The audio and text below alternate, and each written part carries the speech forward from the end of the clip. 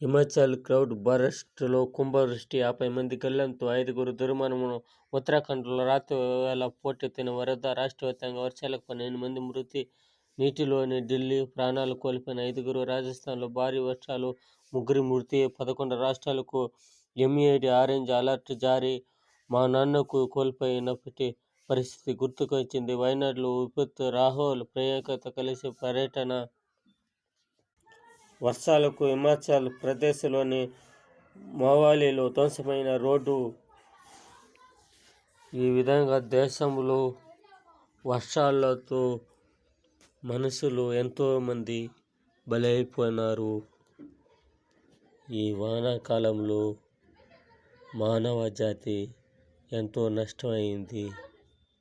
ఎంత టెక్నాలజీ ఉన్నా మనిషిని కాపాడే ప్రయత్నములు